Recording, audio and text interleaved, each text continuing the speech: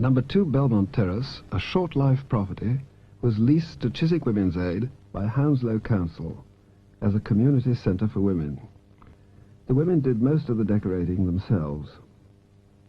Erin Pizzey, who started the centre, had originally seen it just as a place where women could come to sit and chat. One room was used as a playgroup, another served as a discussion place, where the women could sit and talk over their problems. And then it was at that time when this woman came in and just took her jersey off and showed us these appalling bruises, and her breasts were just like sort of bowls of blue jelly, and said that her husband had beaten her very badly, and no one would help her. And she was standing in front of me, and I knew what she meant, and it was very shattering for me, because I had believed that I was an isolated person within my own childhood experience, and that there was help and provision, because I believed in the social services and all the various other institutions. So when she said, "Nobody will help me," I knew what she meant, and I said, "You'd better stay." And she stayed.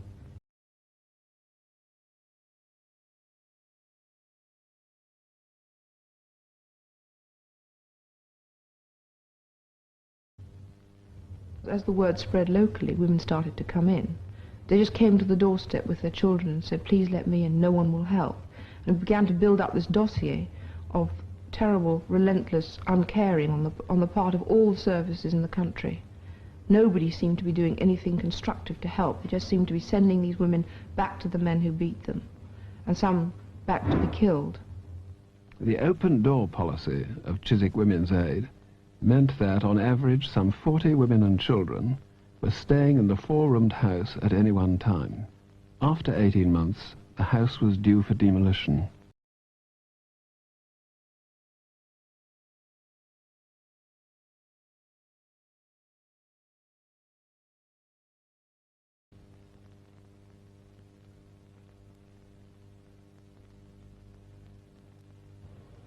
When I first went into Chiswick, I think I sat for nearly a fortnight just in the office.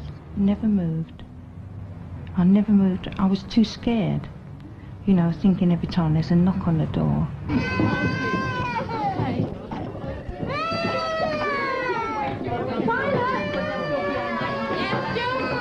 This is a new mother.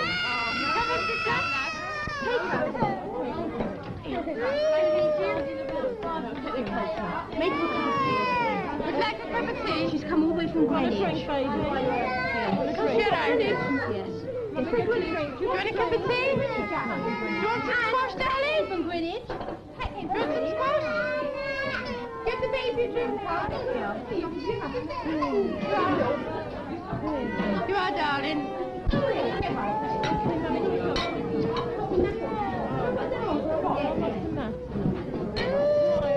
you want tea or coffee, love? What's your name? When a woman gets to Chiswick, and she comes through that door, and she bursts into tears, and she feels she's safe, then her violent husband, if she's made the decision not to go back, really becomes irrelevant, because you're left then with a very badly damaged woman and very disturbed children, and it's really the beginning of the work. And the first few days, the most vital moment is when she comes through that door, and she must then feel, as people move towards her, that these are people who are going to be with her, stay with her, until she's finally resolved herself. Do you have a drink?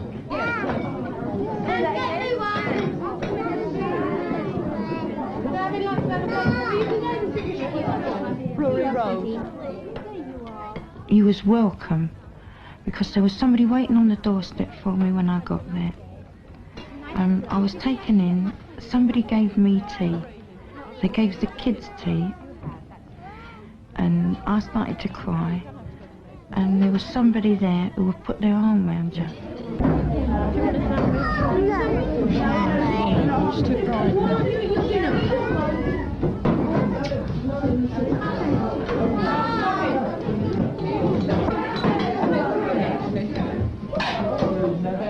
The crisis refuge is always kept in a state of crisis.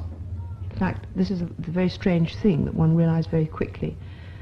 In the early days in Belmont Terrace, when there were only 4 rooms, and an outside lavatory. It was amazing that in those 4 rooms we had something like 40 mothers and children sleeping on those mattresses on the floor. And the mothers seemed to come and to stay and not to go home. Now, everybody else's experience had been that they'd got women out of violent relationships, resettled them into these nice flats or perhaps bed and breakfast, and the mothers were going home. What was it about us that kept the women? Well, the first thing, of course, was that many women together created a feeling of safety. Once the woman began to feel that she was safe and defended, she actually began to be able to think constructively about what she wanted to do next. So the first thing was the packed feeling of safety and the strength of the numbers. Then, because she had no private room to retire to, and one must understand that if you come from a violent family, you're liable to be very lonely and isolated, because within your own family, because your husband is aggressive, an unpleasant human being usually, in his aggression, nobody visits your house. The children have no friends that come to the house. So the woman slowly gets very cut off from her family, any other kind of relationship, because he can't tolerate her having relationships. And when she first comes to Women's Aid, and she sleeps in a room surrounded by other people, and she is forced into relationships, she begins to build warm relationships with other women and the children. It became very apparent that a woman needs, for a period of time, to be emotionally totally supported until she slowly begins to wean herself off the relationship she's left outside that door. So the chaos is very important.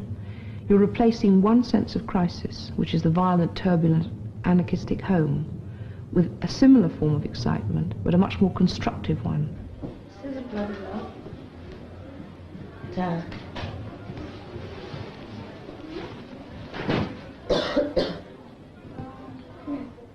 When a woman first comes to Chiswick, she may be surprised to learn that she has to sleep on a mattress on the floor.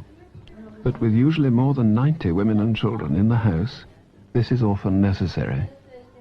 She will have come in that front door, usually with just to carry a bag, sometimes in slippers, sometimes the kids have got no coats on, so they just walk in as they are. If a woman, and on one occasion, came with everything, including her double bed, then I'm very suspicious, because if she says she's running for her life, you very rarely have time to collect all your gear like that.